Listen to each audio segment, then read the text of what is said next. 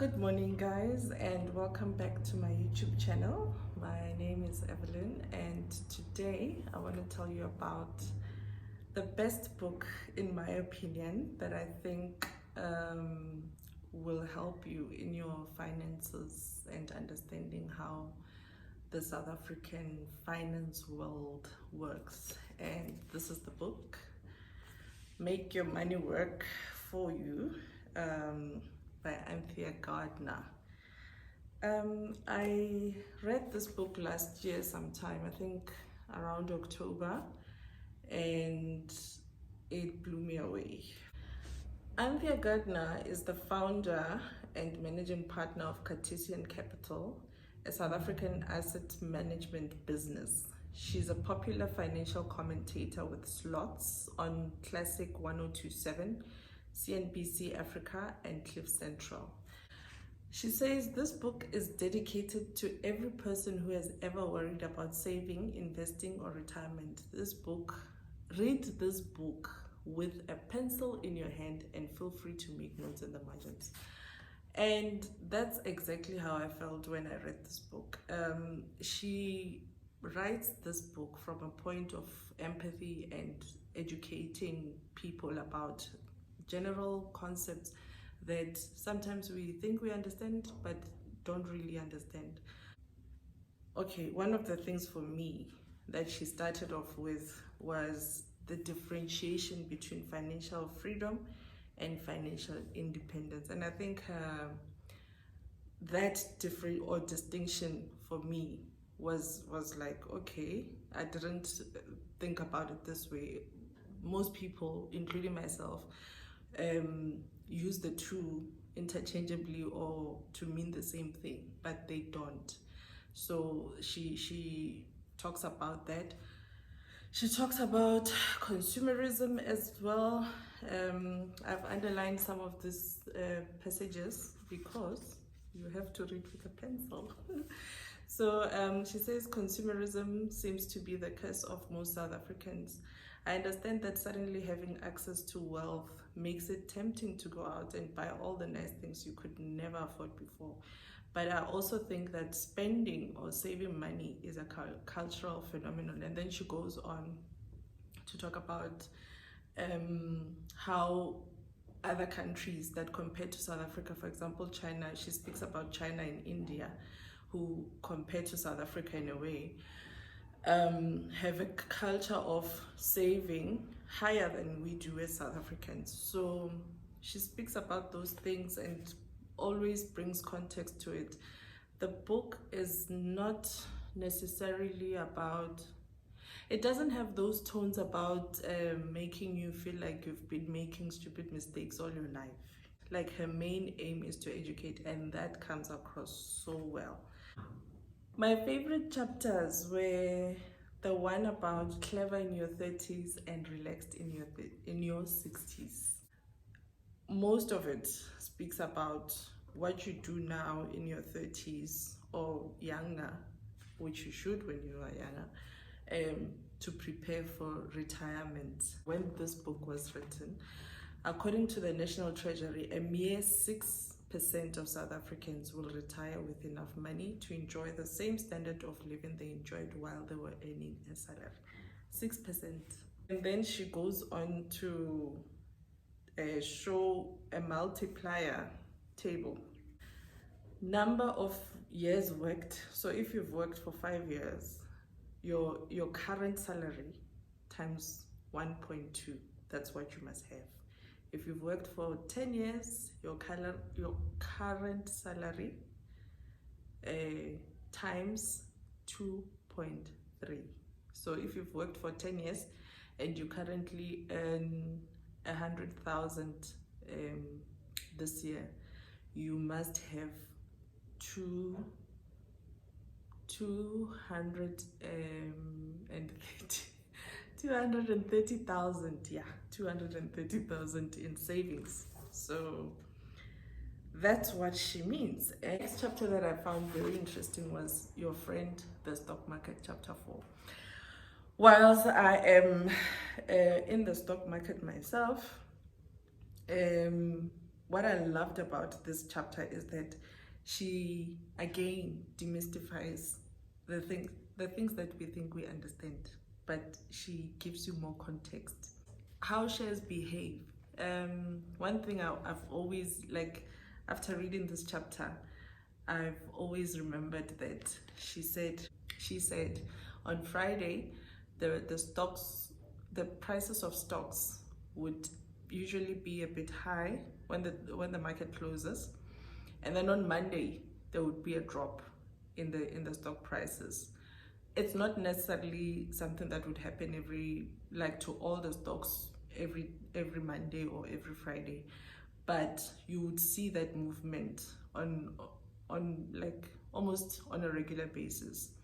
The reason is that on Monday there's uncertainties about what's going to happen during the week, so prices would drop, but sometimes they would go up depending on the company. But on a general level, this is what would happen. So because she's an asset manager, she has been monitoring stocks and monitoring the markets and so on. So she knows the insights.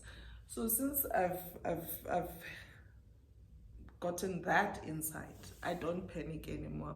So that's what I learned from chapter 4, but she goes into depth about derivatives, and she has these little boxes where she gives you an explanation of what a derivative is, and I appreciate that because some books just become too general or assume that you would understand. Also, she talks about global stock exchanges compared, market capitalization, what is that, bonds, indices and so on. Also, unit trust and exchange traded funds. She even tells you about people that are sort of specialists in the areas of unit trust and ETFs. Like here she talks about Nerina Fisser, Mike Brown and so on. So, and these are people that you can follow on Twitter. So I think this book is just so relevant, and so like alive. She talks about impact investing as well.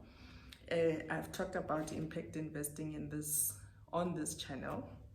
So, and my favorite, the tax-free savings account. She talks about the tax-free savings account. She's even got tools that will help you to determine your risk level, and that informs what type of portfolio you'll have. So she goes on to talk about things like the Robo Advisor, which is an automated way of getting financial advice. For example, I have the 22/7 app from Old Mutual. What that app does is that it reads you link your accounts at different financial institutions, for example, your bank account, your Easy Equities account, Satrix, whatever. And then what it does is at a certain time of the day, it will read your transactions and give you your net value number. So your assets in terms of money that you have, whether it's cash or equities, that number minus your debt, and then it gives you your net value. So if you want to set a goal, it has that capability where you can set a goal and then it will take you to a product, I think within Old Mutual, that will help you achieve that goal. So that's Robo Advisors. I like that she speaks about that because again, it makes this book very relevant to our times. And then she also talks about risk.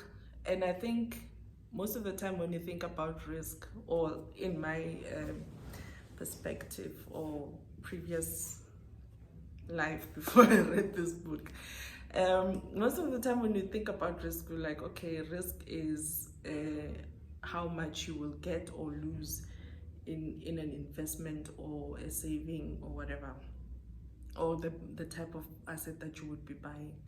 But what how Anthea approaches risk is that she even goes on to talk about risk in terms of financial institutions. For example, she speaks about how banks, the interest that they give you on fixed deposits is linked to a risk assessment. I didn't know that.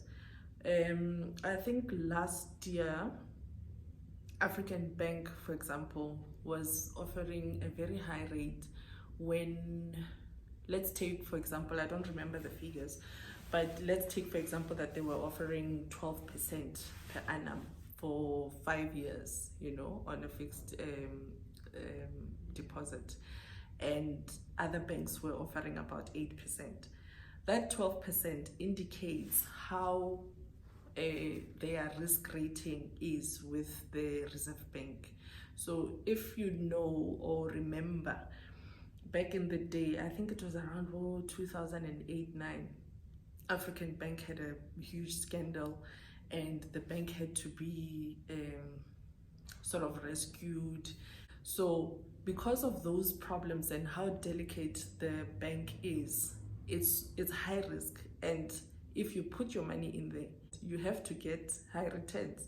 So the bank has to give you a high return for trusting it with your money. So I didn't know that. So that gives context to how the financial world works, you know. So I really appreciated that about how she approaches risk. So in chapter 12, she goes on to talk about how to avoid fraud and investment scams. She speaks about pyramid schemes. We know about pyramid schemes. Hello, what's up? Stockfell. Ponzi schemes, like the Triple M. I think that was popular in around 2016. And the dangers that these things have, in my opinion, the worst thing that a Ponzi scheme or a pyramid scheme can do to you is damage your relationships, because you will invite your friends who trust you as a friend first and foremost, trust you for the person that you are, and the next thing you are benefiting because they have joined, and the scheme collapses, and then your relationships will collapse. And I think that's bad. Like, I don't understand why people join things, and some people know that this is not a good investment scheme. They know that there's a danger with this scheme, but they keep inviting their friends. So you wonder, do people love their friends or not? And I like how she, in chapter 13, puts the picture together. The chapter is called Putting the Whole Picture Together. So after all of that information about taking you through the differences between financial independence and financial freedom, investing, different types of products, different role players, how to design a portfolio, after all of that, she brings it together and says, this is the picture that I'm trying to paint for you. And I think this is just like, I love Anthea. I just feel like this is a book that you can always carry around and refer to whenever you want to make a new financial decision or add to your portfolio. I loved it so much that I gifted it to my friends. I recommended it to so many people. And yeah, I think if there's one book you read about money, it has to be this one. So yeah guys, if you like this video, please click like. Keep safe guys, continue washing your hands and sanitizing. But on a serious note, let's pray for our country. Coronavirus must be like eradicated. I think it's such a scary thing. So yeah, thank you for watching, and keep safe. Bye.